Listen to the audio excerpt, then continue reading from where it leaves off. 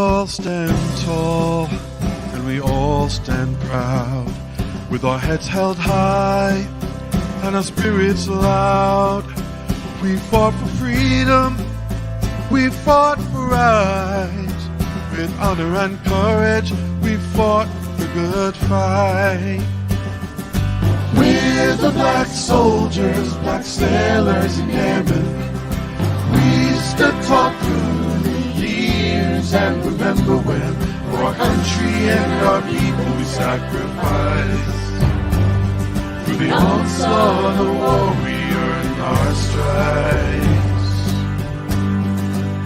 From beginning to end, we fought in every war.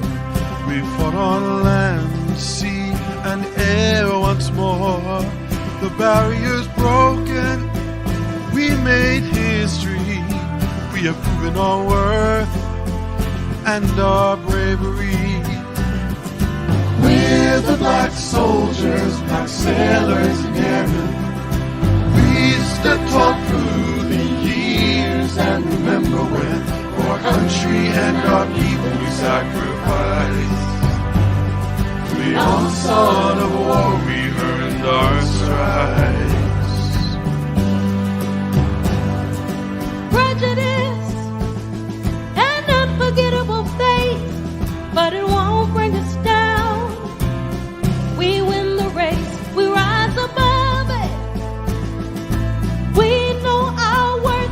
We're black soldiers, black sailors, and airmen first. I said we are. We're the black soldiers, black sailors, And we stood tall.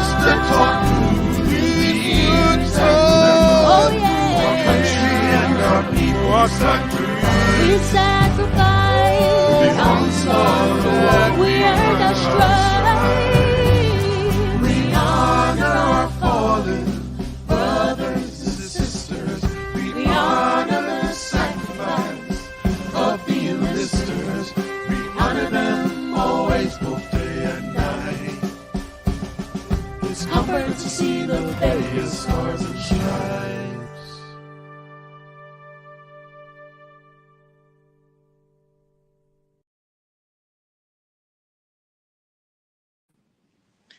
Welcome to the first ever BEYA Stars and Stripes Veterans Day initiative. This is our salute to veterans, to those men and women who've worn the cloth of the nation, who have written a blank check to United States government, which says up to and including my life. My name is Matt Bowman. I'm your BEYA Stars and Stripes Chief of Staff. And for 2 decades, BEYA Stars and Stripes has recognized the achievements of men and women in uniform. Every February, we gather to salute the achievements, the accomplishments, and the service of our men and women in uniform. We've come to you today on the platform, STEM City. STEM City is a metaverse, an opportunity for us to learn and to share, to come together as an ecosystem to salute our veterans. We have a special treat for you today. The former Chief of the Naval Operations and the former Chairman of the Joint Chiefs of Staff is coming to you today to talk about our very own Secretary of Defense, General Lloyd Austin. For those of you who don't know about General Lloyd Austin, he is a soldier, he is a husband, he is a father. He's also one of the most decorated veterans in the United States history.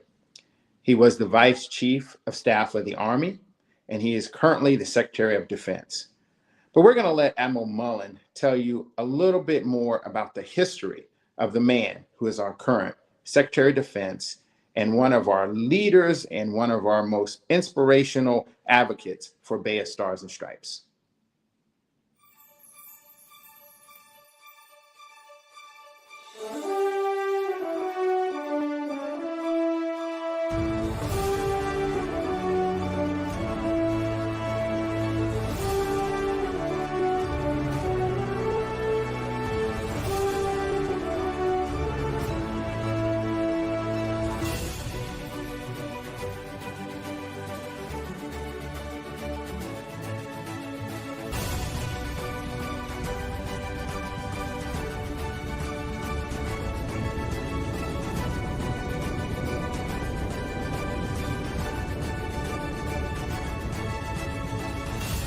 We are here with Admiral Michael Mullins. How are you?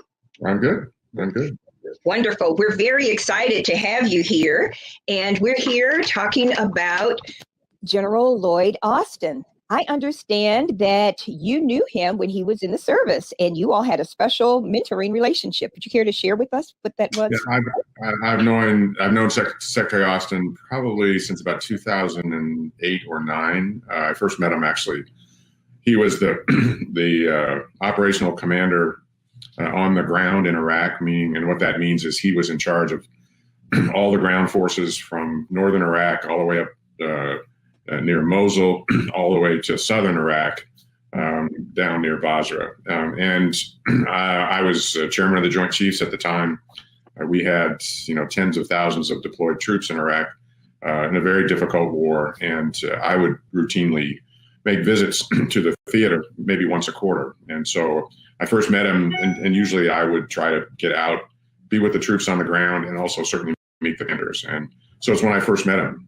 And I had done this for years at this point with other commanders. And I just, having met him for the first time, and I spent the better part of a day with him, I never saw anybody who had a better grasp of the overall situation and an understanding and an ability to articulate it, an ability to explain it.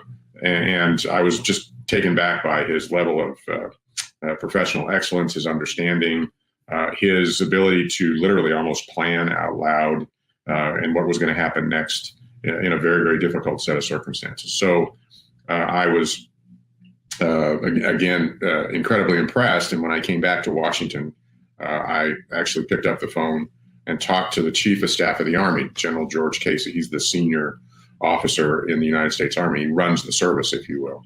And he was a good friend. He is a good friend of mine. He was then and is now. And I asked him if General Austin was on his list. And he knew, not that there is an actual list, but the whole idea was, do you know him, and does he have a future?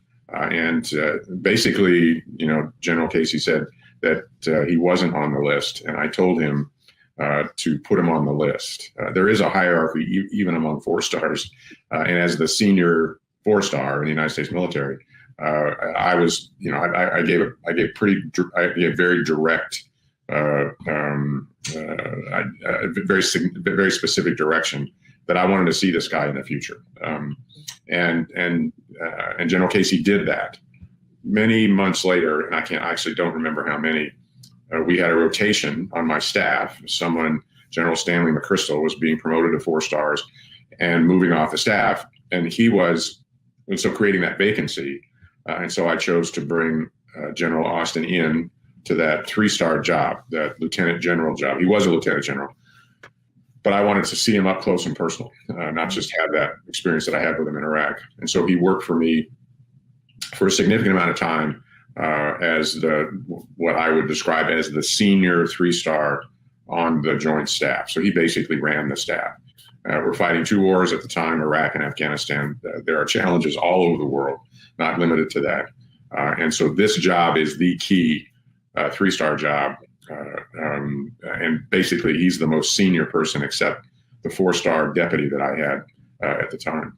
And he did an incredible job there as well. And so, and actually that model for me is something I try to do when I think someone has really got a future and I don't know them really well. I try to get them as close to me as possible so that I can make a better judgment. And from that position, because he did so well in that job, the Army then reached in and moved him to the 4-star level. And he went to a 4-star job back in Iraq. He then became the number 2 officer in the Army. We call him the vice chief. And the vice chief really runs the Army day to day. The vice chief's the one that makes the trains run on time, handles all the people issues, just even much more so than the other services. And being in the Joint Chiefs, being chairman of the Joint Chiefs, I got to watch all of the services. Obviously, I knew my own, the Navy, but I also got to watch and learn a lot more about the other services. So the vice chief, which is a job he had, is an incredibly important job there. And then from there, he moved to Central Command and relieved General Jim Mattis. And when you're fighting 2 wars and it's focused on the Middle East, that was incredibly important. I would argue at the time the most important 4-star job at that level, what we call combatant commanders around the world. There are several of them, but that was the most important job we had. So I watched him closely. He performed magnificently. And in the end, I'm not surprised. I'm not really surprised he's in the job he's in now. That's very powerful. And, when you're up close and personal, you really get an understanding of who he is. And that's powerful that you had that opportunity to work with him and to guide him through that process. Well, guiding is one thing. The chairman's job is a job, like many of these senior jobs in Washington. It's almost impossible to execute, and you really need good people to do this. And we had, a very, very close relationship. I was incredibly dependent on him. Most of my life in that job was tied to the White House, to policy issues that were going on, not just in Iraq and Afghanistan, but all over the world. So, and the vice chairman, my number two, was in many ways the same. It was the same thing. So General Austin, as the director of the Joint Staff, again, he was the one that made the trains run on time across this massive organization with requirements all over the world. And he did it incredibly well. And I never thought twice about it, quite frankly, about him doing that job. I depended on him greatly. And the other thing is he found, I found him to be incredibly perceptive in terms of, studying me, watching me, learning from me. Without me, we all do this as we're coming up. We get focused on people that we respect and have time for, and we try to learn from them. Plus, he would ask tough questions about why I did something or why I didn't do something. And I think he would tell you today that he learned a lot in that job, and some of it obviously from me. So it was a great relationship. I think the world of him, as I've described the job I was in and how difficult it was, his is that much more difficult now. Extraordinarily complex, challenging. It really is 24/7, 365. And he is someone that has a great caring and empathy for the troops and their families, because that's where he grew up. And he did it in war. He fought in Afghanistan. He fought in Iraq. He lost young men and women who sacrificed their lives for our country. So he has a real heart for them, for what they're doing. And I think, in everything that he's going to do in this job, he will, in the back of his head, always have them in mind in terms of the decisions that he makes.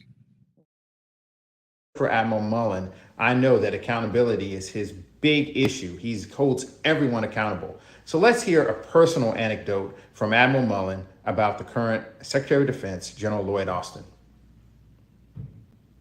I will tell you, just one short story, and this is back to my involvement with him. And, I had my own challenges in the job, and one particularly difficult situation, and I won't go into the details, but literally, and I was close to a lot of people on my staff, go out, but literally nobody else sniffed it out, that I was really struggling except Lloyd Austin. And just knowing these jobs at the top, and he'll also find this out, these jobs at the top are incredibly lonely jobs. You don't have, you have very few peers, very few people that have a clue what you're doing. And to have someone around you, and again, he wasn't at my level at the time, that, that perceives what I'm going through, that gave me such great comfort.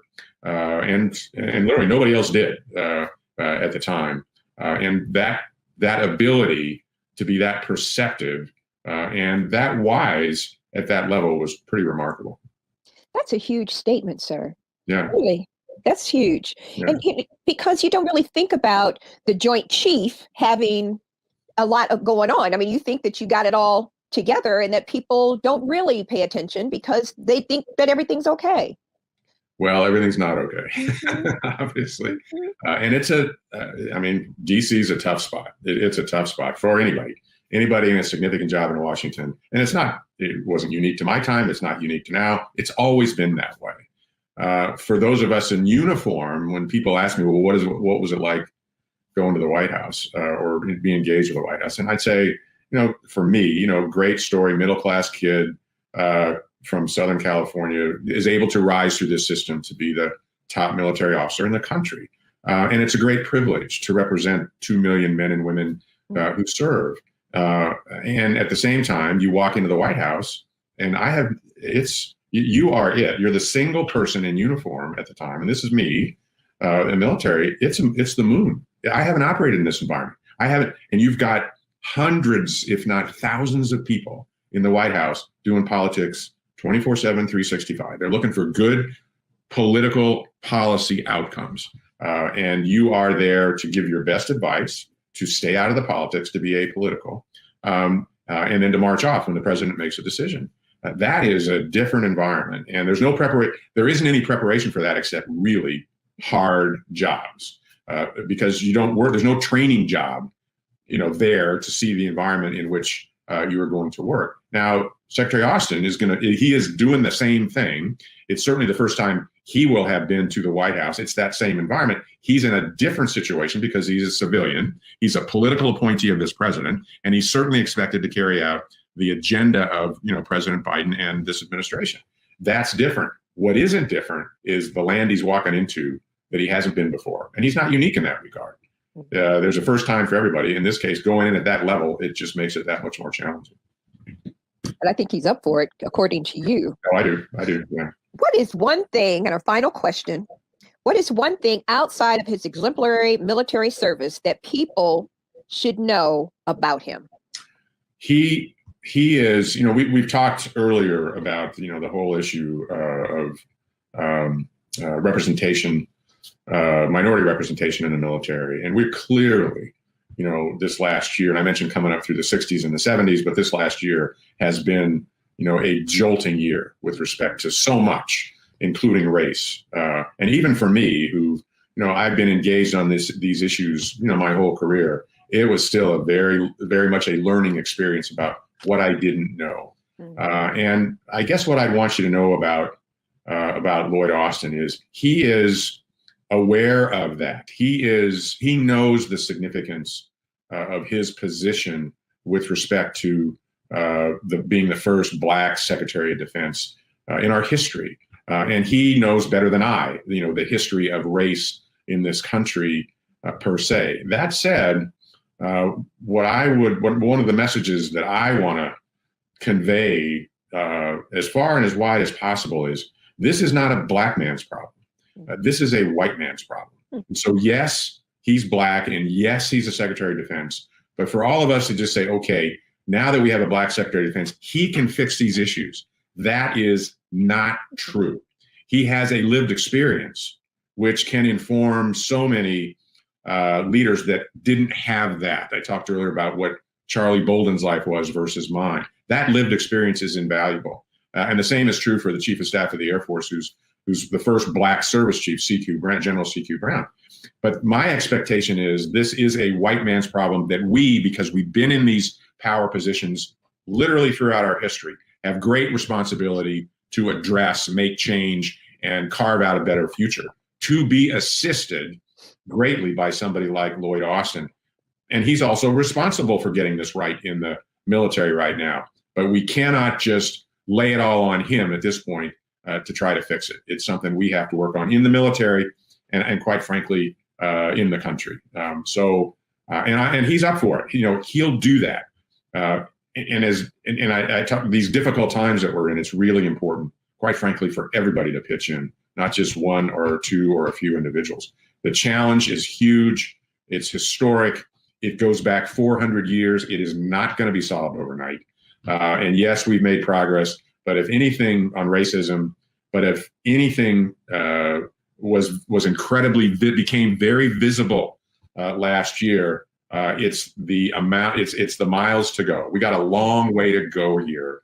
And I believe, and I hope I'm right, that we are at an inflection point in this country where we can really dig in and create the opportunities that will put the United States of America and all of our people in a much better place in the future. Admiral Michael Mullins, thank you very much for your honesty, your sincerity, and your humanity. Thank you, Marcia. It's good to be with you. Thank you very much.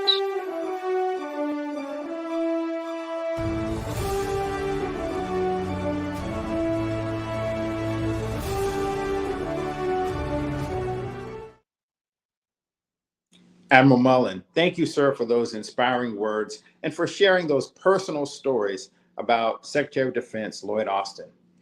I have some new leaders who are about to come on to the show. It's my honor and privilege to introduce a former BEYA Stars and Stripes Senior Executive Service winner, Miss Renata Spinks. She's an cybersecurity. She's a veteran. She's a soldier. She's worked in industry. Just an accomplished leader. We also are going to welcome Captain Madeline Means. Captain Madeline Means has spent over 30 years in the United States Navy. She has seen the Navy culture change and grow and shift. She's an expert in intelligence, and in her retired life, she is in the great state of Alabama, about to go into agriculture and farming. So I want to welcome you both. Welcome to the show. Thank you. Thank you. Right. So we're going to talk about leadership, and as we all know, leadership matters. So Ms. Spinks, if you would tell us, what are your top three leadership principles that you lead with? I'll tell you, Matt, following Admiral Mullen, that's a hard one because he's got so many great nuggets in there, from, being relatable for humanity's sake and understanding that you got to have tough conversations, all the way to being able to be mentored, even at the senior level. So I will say I'll add a few things to things he already talked about. But for me, some of those lessons that I learned was teamwork and to keep swimming. I have Marine civilians and in uniform, out of uniform. Sometimes they retired out of the military and came back to serve as civilians. And sometimes you had someone like me within the Marine Corps who came from the Army or, another federal service. And being able to build that cohesivity and let everyone know that we're all here fighting the fight, but to do that in a manner that was more empathetic and not very hierarchical, even though we had the respect of the ranks, but being able to just let people know that we're a team and we're here together. I think that was the biggest piece for me. Visibly being the first everything in the Marine Corps, the first cyber technology officer, the first senior executive. As a Black woman, it is not lost on me how many little young girls can look at me and say, hey, I can be that too. But it's also important to know that there's some boys out there that can do cyber and join the military ranks. So I also looked at leadership as a way to continue to be that example. I'm always on. We are always on. And that doesn't mean to be afraid of the spotlight. I see that as an opportunity to continue to not only just mold the lives of generations to come, but to also learn from people who look like me, don't look like me, work in the senior executive ranks, maybe not. I mean, I learned a lot from some of my employees that worked for me too. So I'd sum it up to say, keep swimming, never stop learning, and always remember that, bet on yourself, be your authentic self, but we can't ever do anything by ourselves. Well, Ms. Spinks, as veterans, we work in teams, and you talked about molding teams. Can you elaborate for those in the audience who've never been in uniform, who've never worn the cloth of the nation, but who have a deep and abiding respect for the work that we do? What are some of the ways that you mold and inspire young men and women to continue to put their life on the line and continue to serve their country and to stay in uniform? I will tell you, mission first. As long as we think about the mission first, and that's not something you can learn. That thing is intestinally part of you, right? It's something that wakes you up in the morning. It helps you sleep at night. And knowing that I'm going to serve on a team and I'm going to be in a foxhole with someone who's there for the same reason that I am, to continue to serve this great nation, but to also protect those who are back home. Most of the time it's back home when we're serving all across the world. And we're thinking about some of the simple things like being able to be part of functions like BEYA and log onto the internet and not have some concerns. I'm a cyber girl first, so not have concerns of security, and being able to take care of our grandmothers and our grandfathers and our sisters and our brothers, and being able to know that you are part of something that is globally. There's a satisfaction that comes over me. It makes me cry when I think about the impact that I am making just to the world, whether that's in Georgia, whether that's in Alabama, no matter where you are. When you are serving your country, that is a level of gratification and satisfaction that you can only experience by serving. And so that's why we got to serve. And serving is about selfless service. And it's something that can come so naturally to you. Doesn't have to take a whole lot of anything, just raising your right hand and doing the things that you're doing every day already. That's it. You're committed to being safe every day. You're not a criminal. You're not, out here doing bad things so you go to jail. So come on in and do that and get paid for it. It makes sense. Well, Ms. Spinks, you always bring the words of wisdom. You always bring the heat with you. I have on the line Captain Madeline Means. And when I first met Captain Means, I was a young Lieutenant JG flying jets in Whidbey Island, and she was a young officer there. And so I've known her and watched and admired her career. We talk about mentors, and frequently you talk about mentors who are senior to you. Admiral Mullen alluded to that. He also alluded to mentors that are junior to you. But I can tell you, some of my biggest mentors have been those who are my peers. And Captain Means, can you talk about that peer mentorship that happens in uniform so that people who are watching this, who've never been in the military, can get an understanding of how we mentor each other as peers? And if you have any examples, would love to hear it. Well, first, I'd like to say thank you. It's an honor to be on this panel, Ms. Spinks. I think we went to the same leadership school. So it's an honor to be here with you, and you inspire me. I want to raise my hand again if they take it. Me too. Right. And so in speaking about mentoring and peer mentoring, I think that is what got me through my career. You are in the same position, as Ms. Spinks said, in that same foxhole with your shipmates. And so the lessons that you learn on a day-to-day basis through leadership, through observance, through people mentoring up and those mentoring down, you spread that across and create a bigger and better and stronger team for, what did you say? You said the mission, and that's mission first. Wonderful, wonderful. You've also served overseas. I know you served in Canada, you served in Hawaii, you served across the Pacific. You really served worldwide. Can you talk about, as a veteran, cross-cultural leadership, leading people who may not be Americans, they may be allies in foreign nations? Because we frequently, as veterans, don't talk about that, but we're a coalition of allies. I think the best leaders are continuous learners. Also, the best leaders are patient. They're listening. They're inclusive. So that directly plays into leading across different cultures, whether it's a foreign culture or hey, I'm from Alabama. I'm a country girl that was raised around cows and pigs. I don't have the same culture as some of my peers that were raised in the Northeast. And so even within our United States military, we have different cultures. So keeping an open mind, listening, and making this journey about something that's bigger than self. I love it. And, BEYA Stars and Stripes is an ecosystem. It's a place where all of us can come together, whether you're in cybersecurity like Ms. Spinks, or intelligence and surveillance and reconnaissance like Captain Means. The BEYA Stars and Stripes community, it spans from the eldest who served, almost 90, down to the newest midshipmen who we were with, actually new ensigns now who were with last night. So I want to thank you both. I mean, having your perspective, I want to salute you on this Veterans Day, and I want you to enjoy it, continue to represent, and make us all proud. Thank you, Matt, for having us. Thank you, Matt, for having us. And happy birthday to the Marine Corps as well. Hoorah. Hoorah. Hoorah. All right.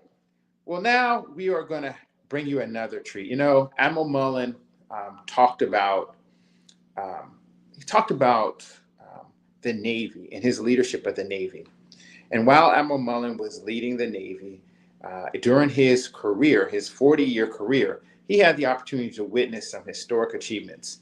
Some of those historic achievements happened in the submarine community. Those silent warriors who sail underneath the seas, who go down for months at a time to ensure that there is a nuclear deterrence, but also to ensure that there's an attack submarine community. So if you've ever wanted to learn about submarines, I want you to stay tuned and learn about the fantastic history of the Centennial Seven. The Centennial Seven are the first 7 African-American men who commanded submarines during the 20th century. They have an inspiring story from my personal mentor, number 1, number 3, number 5, number 6, and 7. So these leaders are personal mentors to me. So I want you to pay close attention and listen to the history of the Centennial Seven. Leading a team in that environment, it's a challenge in and of itself. And I won't cop out by that as the answer. But when you think about taking a nuclear reactor and a piece of steel and bringing it underwater, that's just the cost of getting there. And it's not how the wiring is inherently as a submariner. You want to deliver and continue to deliver. And that's how you brought up through the ranks to your task, accomplish the mission, deliver the goods, and rinse, repeat. Well, I think you keep the mission focused by your interaction with the crew you're leading and keeping them informed of the importance of the mission and what you expect of them for what you're about to do or what you're doing. And so taking whatever opportunity comes your way and then going and doing the most with it and the very best you can with it, even if your background is like so many of ours. I mean, I didn't know anything about the Navy. I didn't know anything about submarines. And I probably could have tried to refuse to go into submarines, but it turned out to be the absolute best thing I could have ever done.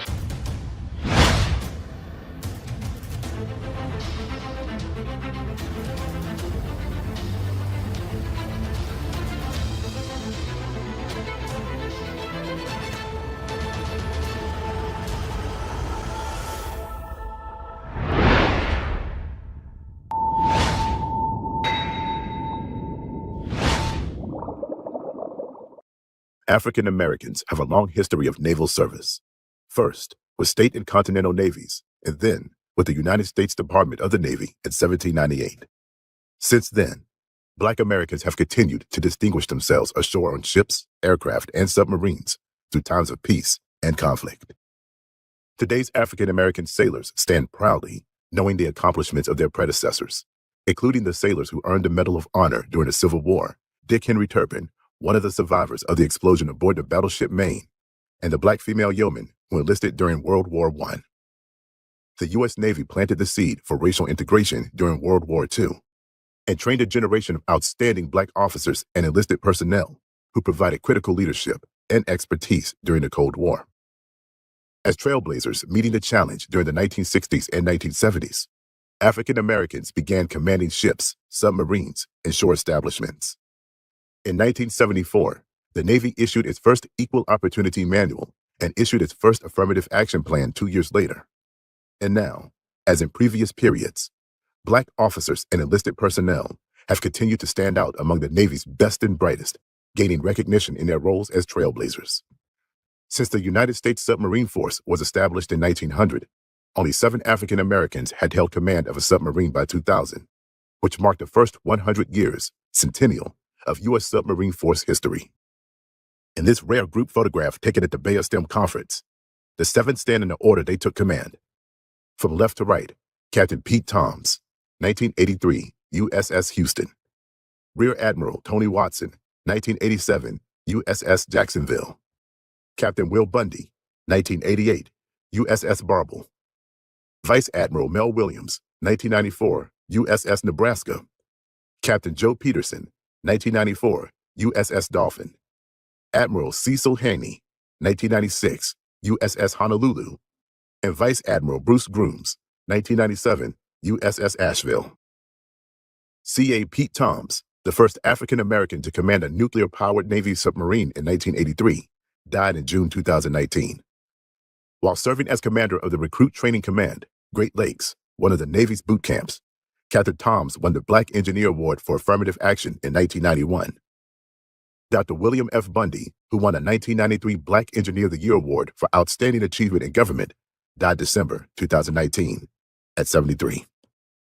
He was responsible for several midshipmen being admitted to the Naval Academy and the highest number of applicants admitted to the broadened opportunities for officer selection and training, the BOOST program. In this archived pre-COVID-19 interview, Career Communications Group sat down with retired Rear Admiral Tony Watson, retired Vice Admiral Mel Williams, retired Admiral Cecil Haney, and retired Admiral Bruce Grooms at a BEYA STEM Conference Stars and Stripes event. Captain Joe Peterson was not available for an interview. Also taking part in the interview were retired Navy Captain Richard R. Bryant and Captain Melvin Smith, former Division Chief of the Joint Staff, Strategic Deterrence and Nuclear Policy. These men represent a new generation of submariners mentored by the Centennial Seven. In the United States military, it became what's called an all-volunteer force in the year 1972. That means that you had to raise your right hand and you wanted to be there to be in the military. Well, the United States Submarine Force was started in the year 1900, and from the very beginning, everyone had to be a volunteer. So the United States Submarine Force is the original all-volunteer force. The first black commanding officer of a submarine was Pete Toms. He spells his name T-Z-O-M-E-S, but he pronounces it Toms. We lost Pete this last year in 2019, but he was the first amongst us. He graduated from the Naval Academy in 1967 and went through some very challenging times in a very unique, small, representative 6% typically of the Navy are submarine folks, 6%. And he was the first out there when no one else, no other African American was out there. That itself was a challenge, as it is for any minority in a group where you're one of tens of thousands of people. But he worked hard, not just to deal with that issue, but to overcome it. And part of Pete's attitude was, as he dealt with these challenges of first having to know all these things about nuclear physics and thermodynamics, navigation, weaponry, all those things we have to know to operate a submarine.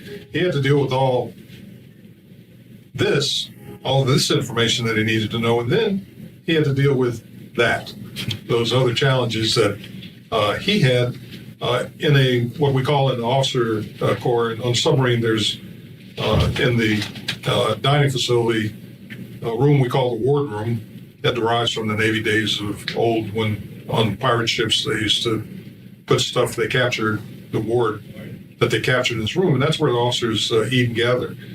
And he was always just the only one there. So Pete viewed that as not a challenge because he was the only African American, but as an opportunity to teach other people what being African American and competent and qualified to operate a submarine was all about. So he's always now and always will be number one. We call him number one of the Centennial Seven.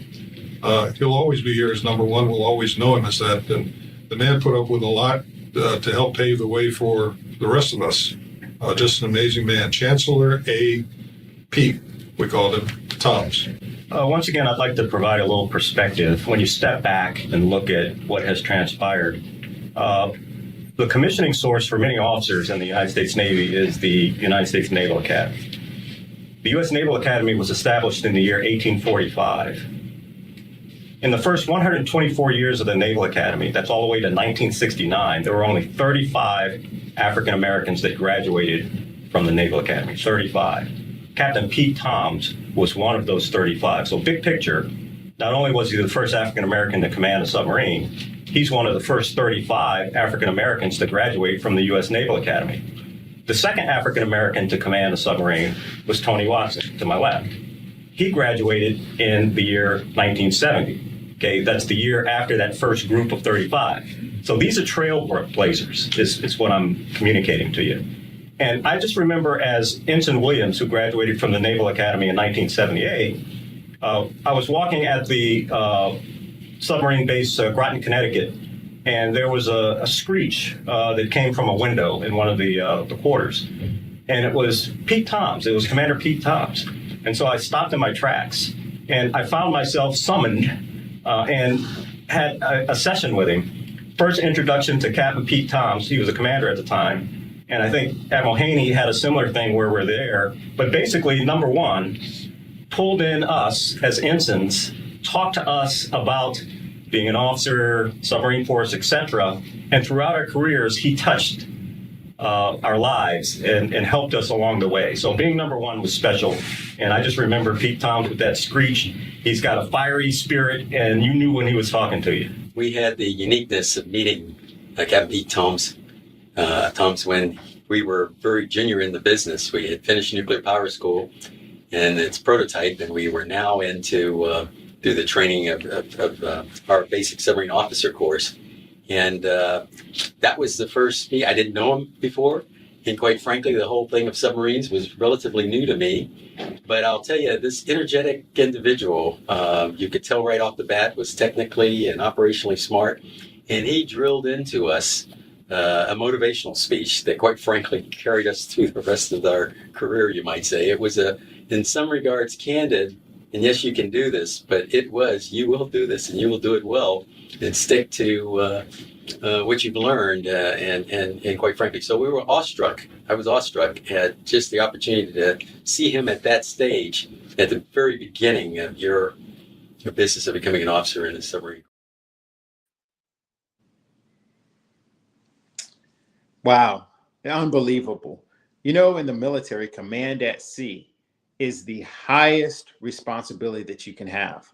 It doesn't matter whether you're in the aviation community or you're in the surface community, but especially in the submarine community, when only two men or women, two people, have the power to put their finger on the red button and in the world that we know it. It's a great responsibility, unparalleled in human history.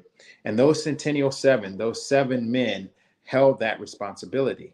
It's not just nuclear weapons, it's also special operations. So when you hear about SEAL Team 6 and Devron groups and other attack units that use special forces, know that submarine community is integrally involved in that. So we talked about the Centennial 7, but we also have one of our next gen leaders. And it's my honor to bring to you today Captain Roger Isom. Captain Isom is number 9. That's what we call him, number 9.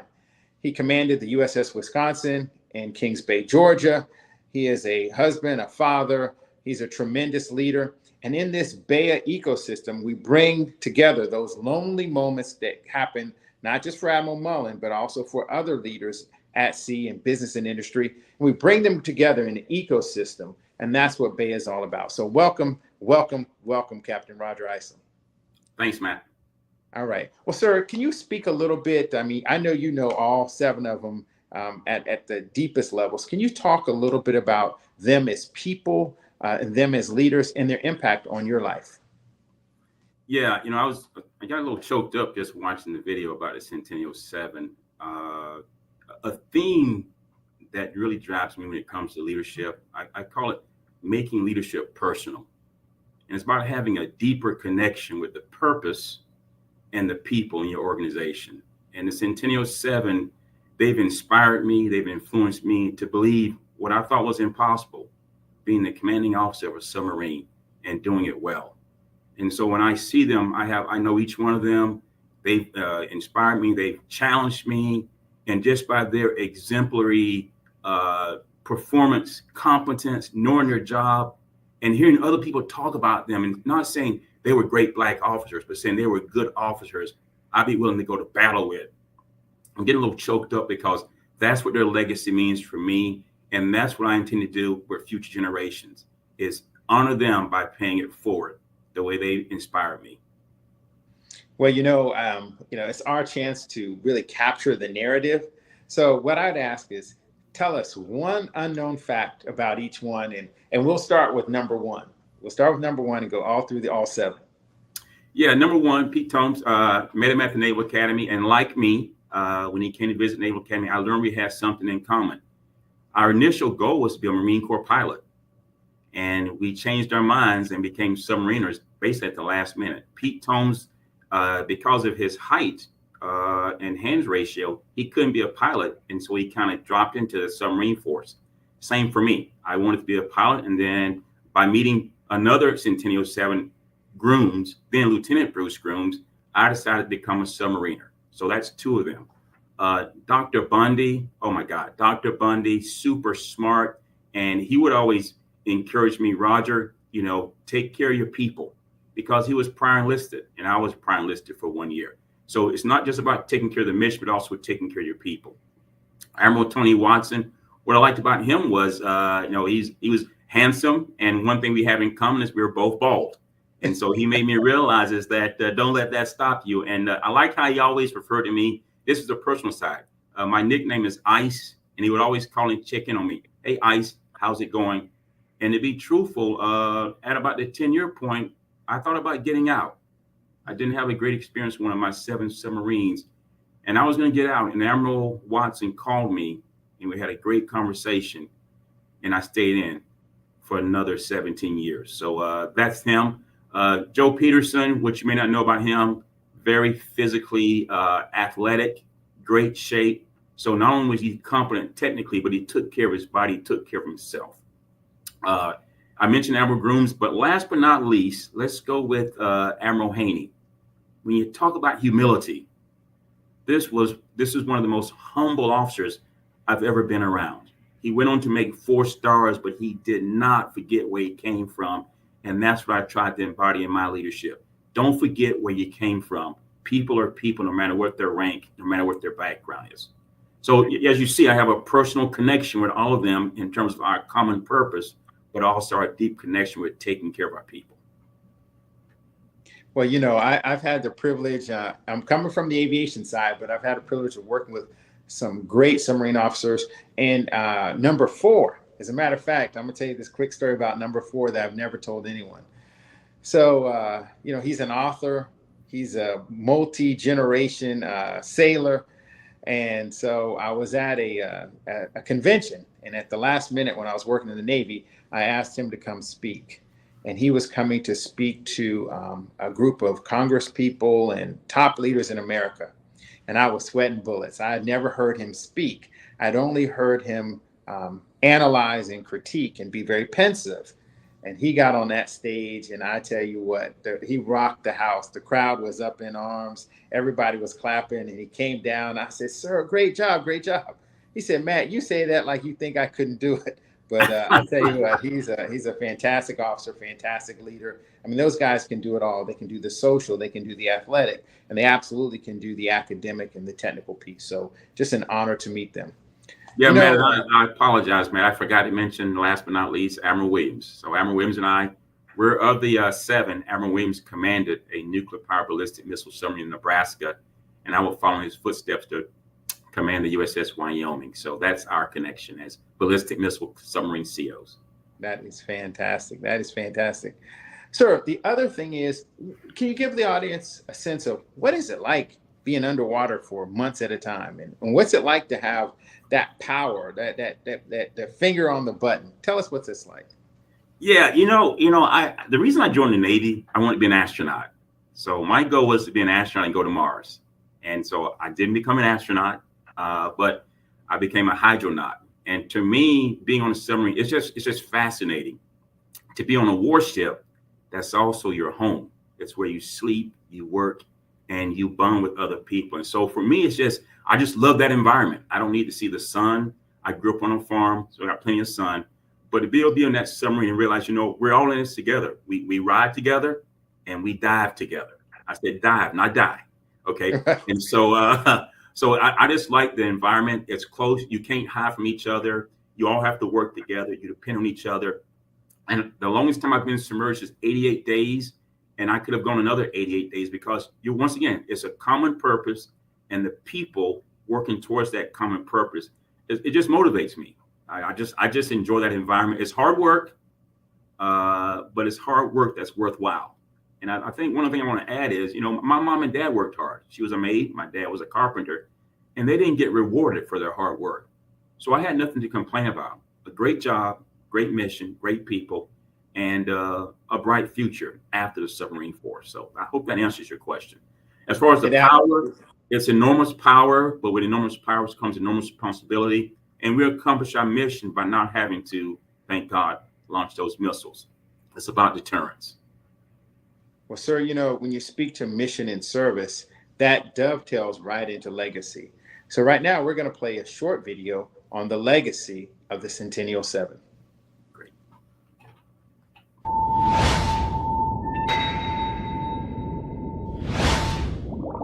I am amongst Centennial 7, part of the next generation, along with Mel Smith. And so I'm uniquely positioned where, as I was coming up as a junior officer, I had the opportunity to get to know the Centennial 7 very well.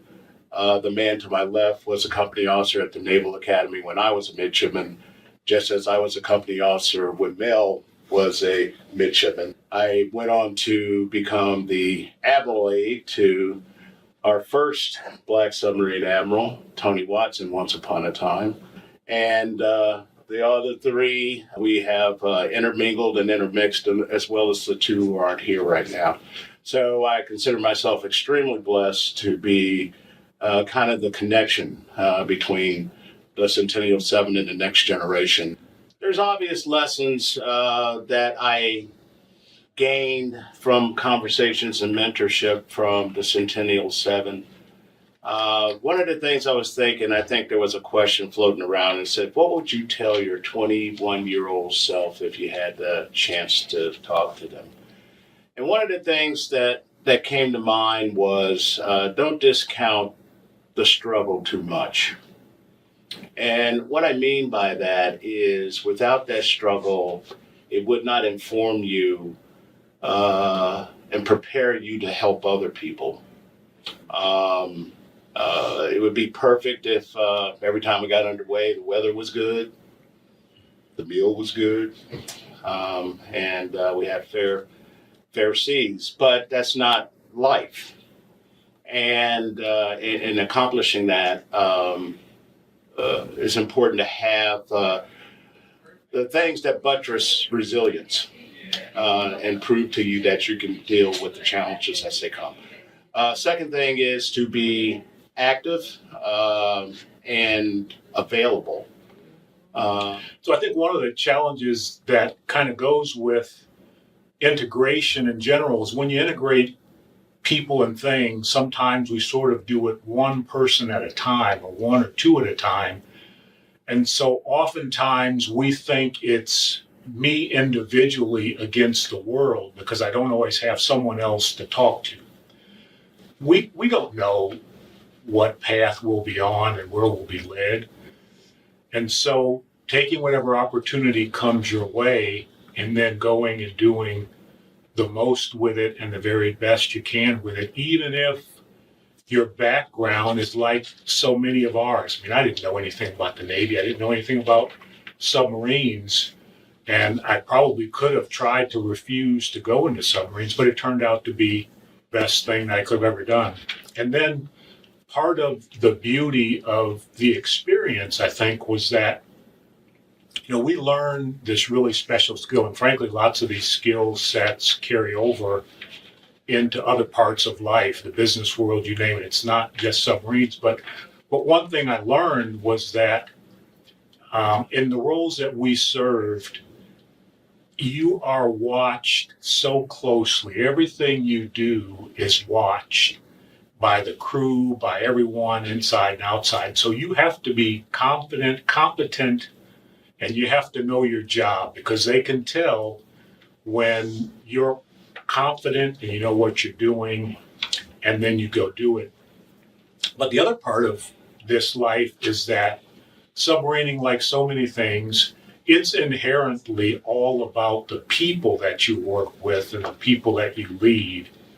And frankly, all the commanders are about the same, but the sailors watch you and then they decide how they're going to support you and help you. But the difference is in how you lead your folks so that they do tell you the things that you need to know. And so part of our life is how do you engage the people with whom you work, because they really can make all the difference in the quality of your submarine, the quality of your life, the quality of your job, and the quality of everything in which you are involved down the road.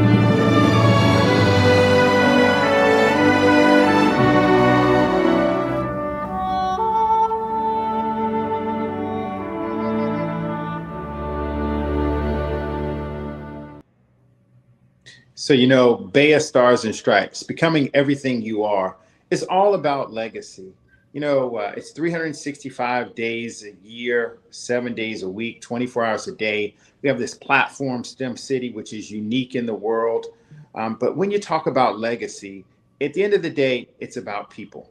So I have you on, Captain Roger Isom. We're going to bring Mr. Eric Bell, a Navy veteran who's also in the state of Georgia. He's our surprise guest for you. He's the youngest legislature ever elected in the state of Georgia. He's a veteran, and he is a part of the legacy of naval excellence, of honor, courage, and commitment. So it's an honor to have you on, sir, and welcome to this call.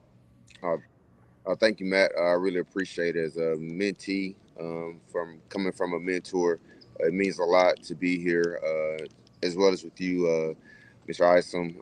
Thank you for both of you for your services to the United States Navy, and not only serving as models of Black officership and what it can truly be. Excellent, sir. And Roger, you don't know this, but I brought him on because I know that you served and led in Kings Bay, Georgia. And like I say, he's a superstar doing great things in Georgia. So if you can talk, Captain Isom, about legacy, about the legacy of the Centennial 7, what does it look like for new officers who are about to enter into the submarine community? And then Representative Bell, if you can talk about legacy as well, what do the children in Georgia need to hear from us so that they can be inspired to follow into your footsteps and also into Captain Isom's footsteps? So over to you, Roger. Yeah, thanks, Matt, and thanks, Congressman. Great to see you. Congratulations. I just want to emphasize I have a passion for this. I'm heading down to Tuskegee tomorrow for a joint military ball. Next week, I'm going to go and watch a person from Kings Bay, Georgia, become a nurse, get commissioned as a nurse. If I can be frank, there's a leadership gap in this country. And we need the next generation, your generation, Eric, to take the mantle now, to use your time wisely, to use your peers' time wisely, to get ready for next. And next is now. I really believe we need a new generation, a new crop of ethical and effective leaders that can lead diverse people in this country. And so I want to challenge anyone, whether you want to serve on a submarine, serve in an organization, serve in your community, please, we need you to take the mantle and lead from the front. Wow, such inspiring words, Captain Isom. The Air Force, I think, just missed goal for the first time since 1946. The Army and all volunteer force, we have to get the young people into service. We have to get our children into physical fitness, into academic excellence, keep them away from things that might impact their security clearance. But Representative Bell, he's no kidding at ground zero, and he talks to these young people every day. So Representative Bell, can you speak as a leader, as a Navy veteran? What would you say on this Veterans Day to the youth? One thing I would say to the youth is don't give up. Where you are now isn't a determinant of where you will be in the future. But your destiny also doesn't pop out of thin air. It's literally a step by step, a brick by brick monument of what you've done and what you will do with your time and the opportunities that you have. So you just don't arrive at destiny. It's something that you build and that is actively being built. Something and another tidbit that I would give to the youth and current and current my peers and everyone out there is that to remain hopeful. Hope is something that oftentimes isn't a tangible thing. It is an idea, but everything's an idea.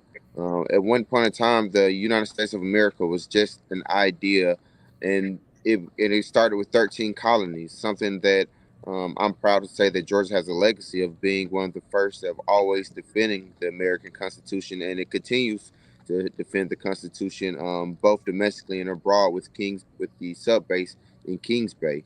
So leaning on legacy and hope is something that we all need to do, especially our youth, because with legacy comes knowledge, and with that knowledge comes opportunities to be better. Wow, well, we're going to let that be the last words. leading with legacy and hope. So I want to thank you all for joining us on this first ever Black Engineer of the Year Awards Stars and Stripes episode. We are available online. We're available in the metaverse, but we're also available live and in person. So February 15th to 17th, we'll be at the Baltimore Convention Center. I want to thank all of our panelists and all of our speakers. Safe travels to you, Captain Isom, sir, as you travel to Tuskegee. Thank you, Representative Bell, for joining us today. And remember, we're always available 365 days a year in the metaverse. We'll see you soon. Army, Navy, Air Force, Marines, Coast Guard. We all stand tall and we all stand proud, with our heads held high and our spirits loud. We fought for freedom. One thing you guys we didn't fought know for right. With honor and courage, we fought the good fight. We're the black soldiers, black sailors and airmen.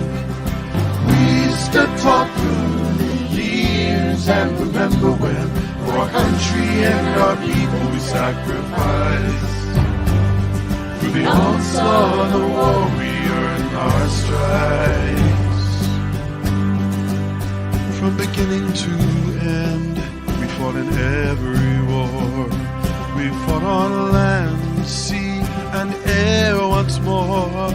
The barriers broken, we made history. We have proven our worth and our bravery. We're the black soldiers, black sailors and airmen. We stood tall through the years and remember when, for our country and our people we sacrificed. The onslaught of war, we earned our stripes. Prejudice and unforgettable fate, but it won't bring us down. We win the race, we rise above it. We know our worth, we're black soldiers, black sailors, and airmen first.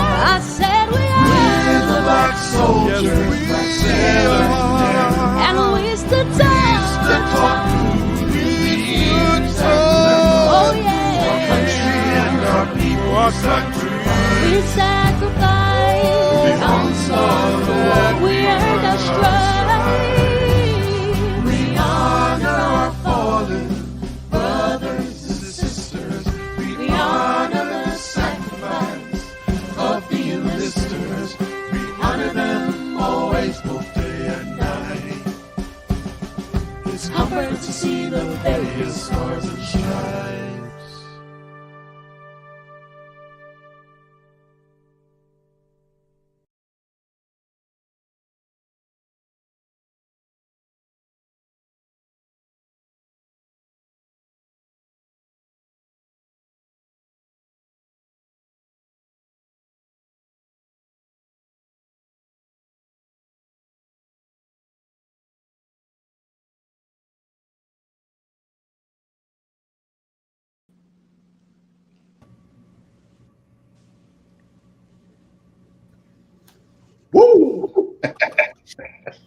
You're crazy. Awesome.